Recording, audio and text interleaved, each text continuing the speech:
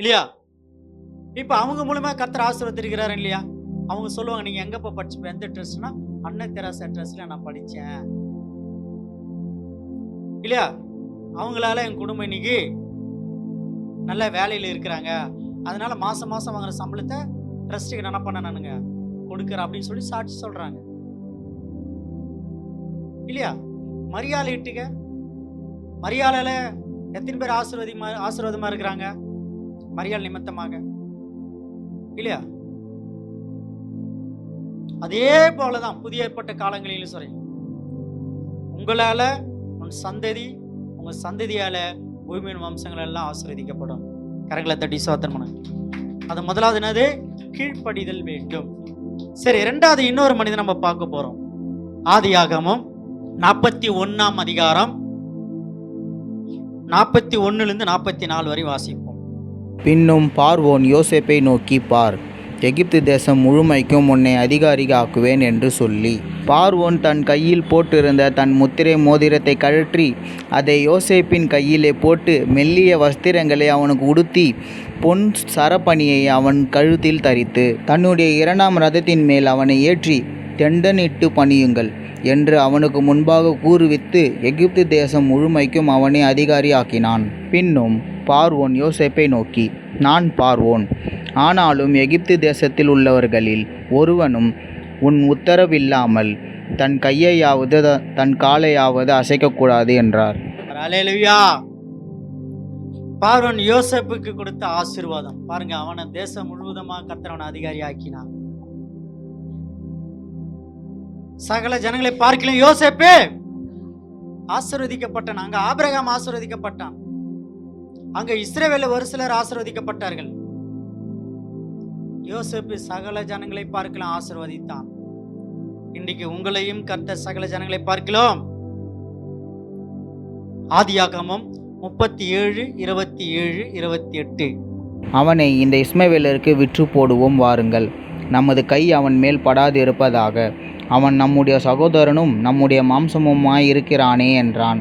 அவன் சகோதரர் அவன் சொல்லுக்கு இணங்கினார்கள். அந்த வர்த்தகக்காரரான மீதியானியர் கடந்து போகிற போது அவர்கள் யோசேப்பை அந்த குழியிலிருந்து தூக்கி எடுத்து அவனை இஸ்மவேலர் கையில் 20 வெள்ளிக்காசுக்கு விற்று போட்டார்கள்.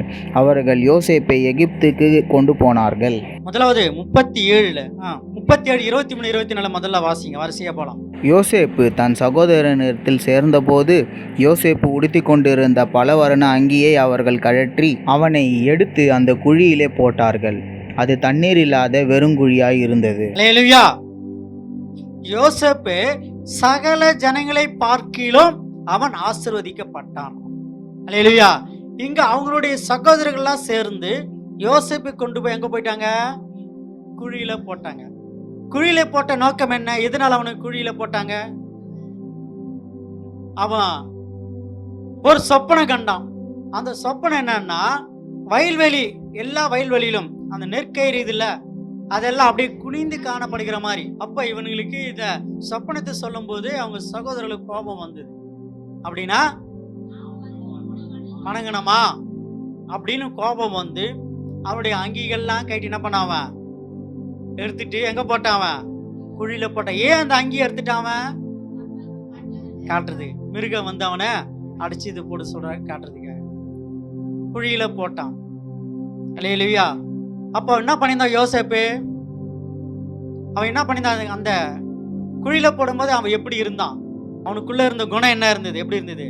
யோசேப்பு தூக்கி குழியில போடும் போதெல்லாம் யோசேப்புடைய அவன் இருந்தது எப்படி இருந்தான்? பொறுமையா இருந்தான். என்ன இருந்தான்? அவனுக்குள்ள இருக்க அபிஷேகம் அவனை பொறுமையா இருக்கு சொன்னது. ஆபிரகாமுக்கு கர்த்தர் சகல ஜனங்களை பார்க்கலாம் ஆசீர்வதிக்கப்பட்ட நோக்கம் என்ன? கீழ்ப்படிந்தான். இங்க யோசேப்பு என்ன பண்ணியிருந்தான்? அவனுக்குள்ள இருக்க அபிஷேக நிமித்தமாக அவன் பொறுமையா காத்து கொண்டு இருந்தான். குழியில தூக்கி போட்டாங்க, ஆனா பொறுமையா இருந்தான். ரெண்டாவது என்ன நடந்தது பாருங்க, இப்ப வாசிங்க 27 28. அவனை இந்த இஸ்மவேலருக்கு விற்று போடுவோம் வாருங்கள், நமது கை அவன் மேல் படாதிருப்பதாக. அவன் நம்முடைய சகோதரனும் நம்முடைய மாம்சமுமாய் இருக்கிறானே என்றான். அவன் சகோதரர் அவன் சொல்லுக்கு இணங்கினார்கள். அந்த வர்த்தகக்காரரான மீதியானியர் கடந்து போகிறபோது அவர்கள் யோசேப்பை அந்த குழியிலிருந்து தூக்கி எடுத்து அவனை இஸ்மவேலர் கையில் 20 வெள்ளிக்காசுக்கு விற்று போட்டார்கள். அவர்கள் யோசேப்பை எகிப்துக்கு கொண்டு போனார்கள். ஒரு வியாபாரி அந்த வழியா போகும்போது இவனை பார்த்து என்ன பண்ணாங்க, அந்த குழியிலிருந்து அவனை தூக்கி எடுத்து என்ன பண்ணாங்க, அவனை இஸ்மவேலர் கையில் 20 வெள்ளிக்காசுக்கு விற்று போட்டார்கள். அப்போ என்ன நடக்குதுங்க, குழியில போடும்போது பொறுமையா இருந்தான். அவனை என்ன பண்ணாங்க, இஸ்மவேலர் கையில விற்று போடும்போது பொறுமையா இருந்தான். ஏன்? ஆவியானவர் அவனை பொறுமையா இருக்க செய்தார். அடுத்தது என்ன நடந்து பாருங்க, 37, 36. அந்த மீதியானியர் யோசேப்பை எகிப்திலே பார்வோனின் பிரதானியும் தலையாரிகளுக்கு அதிபதியுமாகிய போத்திபார் என்பவனிடத்தில் விற்றார்கள். 39ஆம் அதிகாரம் 5 முதல் 7 வரை வாசிங்க.